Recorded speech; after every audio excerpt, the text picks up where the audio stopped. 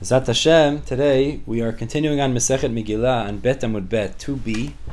At the two dots, about 10 or 12 lines from the top of the page.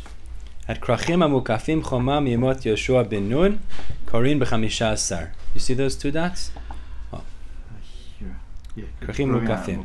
So we're going to have three topics really we'll discuss today. The first is we're going to try to figure out where in the Psukim in Megillat Esther do we see that the walled cities read on the 15th. And this is a chidush. We have to show some source.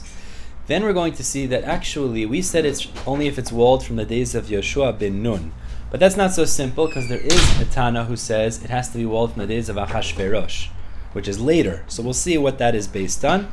And we'll finish off with one final discussion, which is that the Nevi'im Adorot, the Nevi'im throughout history, established Sofei Tevot, how the letters change, some letters, specific letters, at the end of the word. We know if you write it in the middle, it's one way, and Sofei Tevot, it changed. We'll get into that at the end of the day today.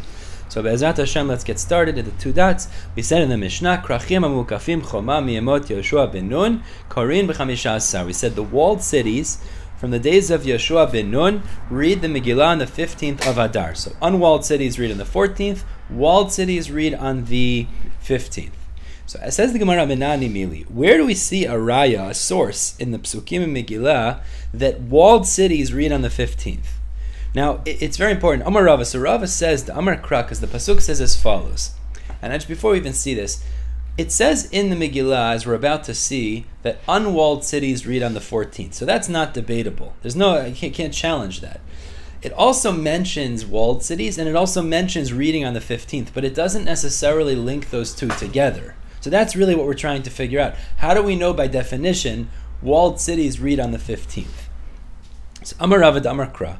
Al Keina Yehudim HaPrazim. It says in Megillat Esther, the Jews of Prazim. Prazim means unwalled cities. Hayoshvim ba'arei prazot, who live in unwalled cities. So there's an emphasis in the pasuk that the Jews in unwalled cities read on the 14th. It doesn't quote the full pasuk, but it says unwalled city Jews read on the 14th. So the Gemara says the following diuk, the following implication. Mide prazim. What's that? Oh. Mide prazim ba'arba asar. The fact that the pasuk specifically says unwalled city people read on the 14th, so that would imply that the other type of city read on the other date that's mentioned in the Megillah. So what's the other type of city? 15th. Mukafim b'chamisha asar. So that implies that the walled city people read on the 15th. So by simple implication, it highlights that unwalled city people read on the 14th, so it implies walled cities read on the 15th. Oh. Ve'ema, so the Gemara says, okay, but maybe you could make that diuk, that implication differently. Ve'ema prazim barba asar. Maybe, yeah, unwalled cities read on the 14th. Mukafin, klal lo. Now this is a very difficult havamina, but maybe walled city people don't read Megillah at all.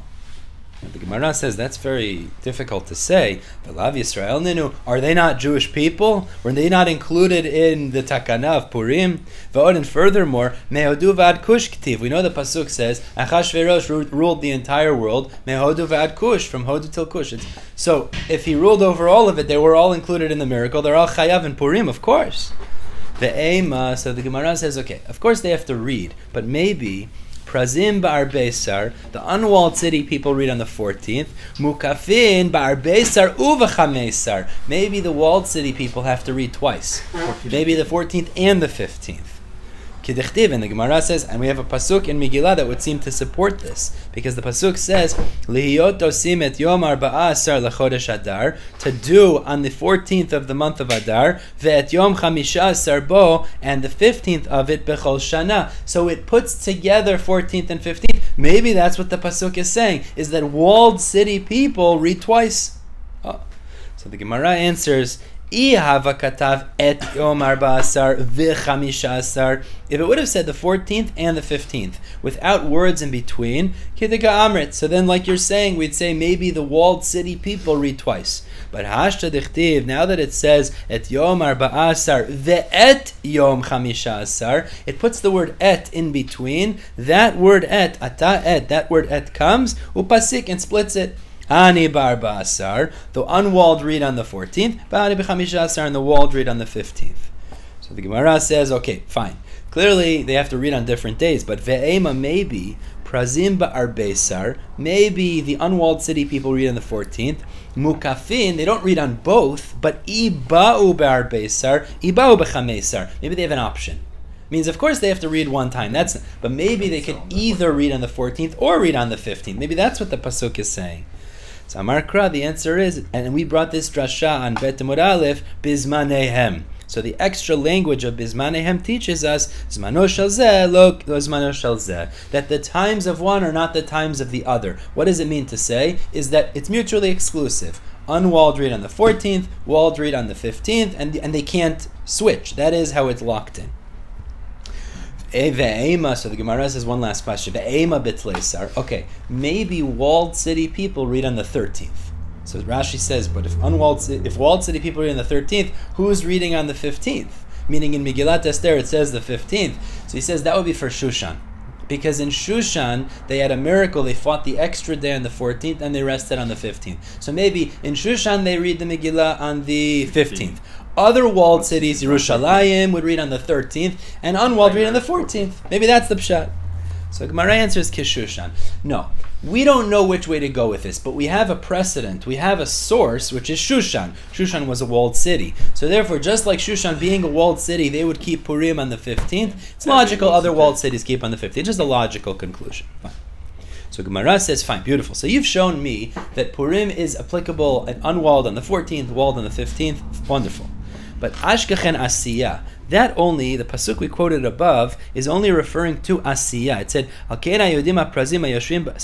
it says, Liot Osim et Yom Arba Asar. They will perform on the 14th, and the walled will perform on the 15th. Now, performance, Rashi says, refers to Mishteh V'Simcha.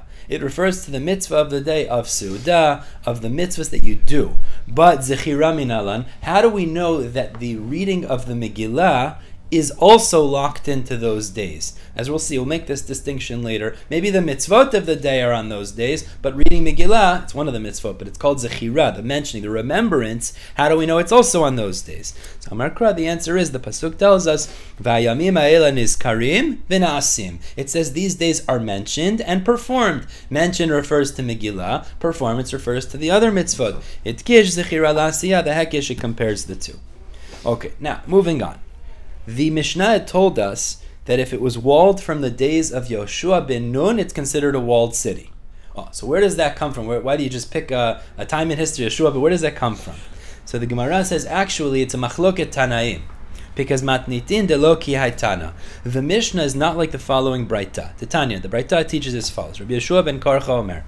Rabbi Yehoshua ben Karcha says differently. He says as follows: Krachin amukafin choma miyemot Achashverosh, cities that were walled from the days of Achashverosh, and this is obviously far later in history. This is actually at the time of the Purim story. We know the Purim story took place during Galut Bayit Rishon. Right? We know the Beit HaMikdash was destroyed. The Jews went into exile in Bavel. Paras Madai, which was an empire, Persian Median empire, overthrew Bavel. They took them over, and they took the Jewish people under them. And then eventually the Purim story happened, and after that the Jews went back to Eretz Yisrael, rebuilt the second temple. Fine. But the point is, Achashverosh would be later, which means even if it wasn't walled in the days of Yehoshua when he conquered Eretz Yisrael the first time, it could still be considered a walled city if it was walled later from the days of Achashverosh. That's Rabbi Yehoshua ben Karcha's opinion. Korim b'chamisha, they were in the 15th. So the Gemara says, my time with Rabbi Yehoshua ben Karcha. Why does Rabbi Yehoshua hold it has to be walled specifically from the days of Achashverosh? So he says, Ki Shushan, it's the same like Shushan. Your whole source of the walled cities being different is based on Shushan. So therefore, logically, Ma Shushan mukefet chomim mimot Achashverosh. Shushan was not walled from the days of Yehoshua ben Nun. Shushan was walled from the days of Achashverosh. That's when it was an empire. That's when it was built. So just as it was walled from the days of Achashverosh, v'korin b'chamisha, and you read on the 15th, Af kol shemukefet chomam mimot Achashverosh korin b'chamisha. So logically, any other walled city from the days of Achashverosh should read on the 15th. That makes sense. V'tana didan my time. Okay, so the Gemara says that makes a lot of sense. But why does our Tana in our Mishnah say it has to be walled from the days of Yehoshua ben Nun? Where does that come from? So the Gemara answers, Yalif prazi prazi. He has a gezerah shava. Meaning there's a word that it says in Megillat Esther, and there's a word that it says by Yehoshua ben Nun that we're going to use to connect the two. Now what is it? K'tiv hacha, it says in Megillat Esther, Al kein haYehudim haprazim, the Jews who lived in unwalled cities. He uses the word prazim.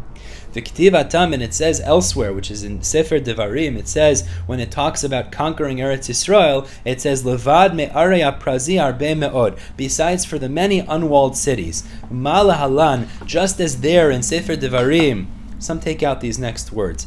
And mukefet choma mi'emot Yehoshua ben Nun, it was walled from the days of Yehoshua ben Nun. Afkan, also in regards to defining what is an unwalled city, what is a walled city, mukefet choma mi'emot Yehoshua ben Nun, it has to be walled or unwalled from the days of Yehoshua ben Nun. Which means if it wasn't walled from the days of Yehoshua ben Nun, and it was walled later, it's not a walled city. And by the way, we'll learn later also, even if it had a wall then, the days of Yehoshua ben Nun, and it didn't have a wall after the fact, it's still a walled city.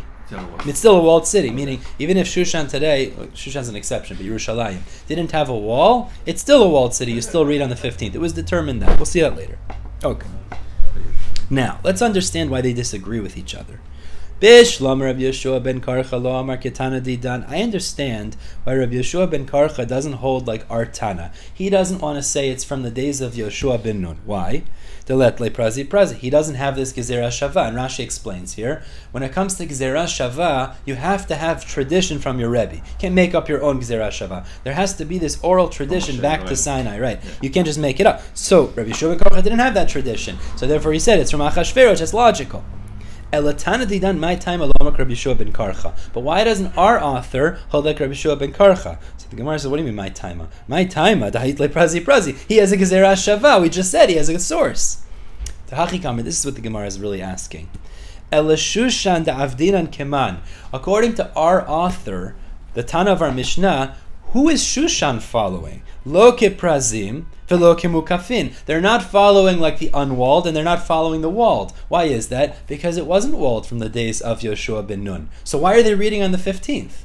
If the Geder, the definition of walled, is from Yehoshua ben Nun, why would Shushan read on the 15th? That doesn't seem to be logical according to our Tana. So Amarav of Amir Lakidi, Sha'ani Shushan is different. I mentioned this before. Shushan had a special miracle, as they were able to fight another day. 13th day of Adar, everyone fought. They also fought on the 14th to avenge from their enemies. Since they had a special miracle, they read on the 15th, the next day when they rested. But it's different in that way from other walled cities. Now, Bishlam alatana didan. We're going to mention a pasuk in Megillah. Now the pasuk says like Bishlam, according to the Artana, Hainu dichtiv medina umedina ve'ir ve'ir. The pasuk in Megillat Esther says medina umedina, every country or every province, ve'ir ve'ir, and every city. Now these are extra terminologies. So the Gemara assumes the reason it says every province and every city is saying there's differences in terms of the dates you keep Purim between provinces and cities. So according to our Tana, you could make differences. What are the differences? Medina u Medina lechalek ben mukafin choma mi'emot Yehoshua ben Nun lemukefet choma mi'emot Achashverosh. So there would be a difference if it was walled from the days of Yehoshua versus if it was walled from the days of Achashverosh. That's not considered walled. So that would be one distinction we could make. In order to be walled, it has to be back from Yehoshua ben Nun. Ir ve'ir. Now, according to our Tana, what would be the distinction between cities? Lechalek ben Shushan l'shara yarot, is to say, by the way, there's one exception to that rule, which is Shushan, even though it was not walled from the days of Yehoshua ben Nun, you still read on the 15th. So there's two necessary drashot. That's the way the Gemara is explaining in those words. Now, I don't want to read the Girsa of the Gemara. Shushan because of the miracle. Of the Nes, like we said. That's it. Yeah. So we have drashot. We're going to ask a kasha now on Rabbi Yehoshua ben Karcha, but keep your finger on the place there and look at Rashi, because he brings a different Girsa which fits better. If you look, it's the second to last narrow line in Rashi. Hachi Garsinan. Do you see that? I want to just read it in Rashi because he brings the Girsa more clearly. Hachi, it's the second last narrow line. Narrow. The thinner lines. Okay. Hachi Garsinan. You see that? Yeah. Ella. So now that works according to our Tana. El Rabbi Yehoshua ben Karcha, but according to Rabbi Yehoshua ben Karcha, Bishlam Medina Medina. I understand the first drasha Medina Medina lechalek ben mukafin choma mi'emot Achashverosh. It would distinguish between those cities that were walled from Achashverosh's days, l'she'en mukafin mi'emot Achashverosh, versus if it was walled later, that's not considered walled. But ir ve'ir lemai. What do I need ir ve'ir for? Meaning, according to Rabbi Yehoshua ben Karcha, there's no other distinction, because all walled cities from Achashverosh are walled, all unwalled are not considered walled. So you only have one drasha. What do you use the other one for? That's the question the Gemara is wondering. Now, sorry, jump back to the Gemara now. So Amar lecha Rabbi Yehoshua ben Karcha. It's the beginning of the line. And you skip that little piece that we just did. Skip that little piece because we read it in Rashi.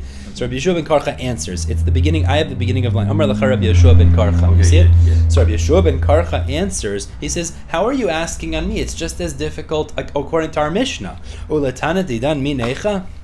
According to our Mishnah, is it better? Kivan to itle prazi. He learns the idea that it has to be walled from the days of Yehoshua ben Nun from a gezerah shava, prazi, a ton of our Mishnah. Right. So medina lamali. I don't need another drasha to teach me that distinction. We know it already from gezerah shava. So he's saying whether it's according to me or according to you, these drashot seem to be unnecessary. Right. Ella, so the Gemara says, rather, kralid drasha udata, or could Rabbi Yehoshua ben Levi udata. This is coming to teach us a special drasha of Rabbi Yehoshua ben Levi. The way we're going to understand Medina ve'ir is to teach us that not only do we look at a walled city as what's within the walled city, that's considered walled, you read in the 15th, but also those things that are within the surrounding territory. That's what it's going to say. Medina ve'ir, what's included in the country or what's included in the province, even those things that are near the walled city. That's the idea. Let's see.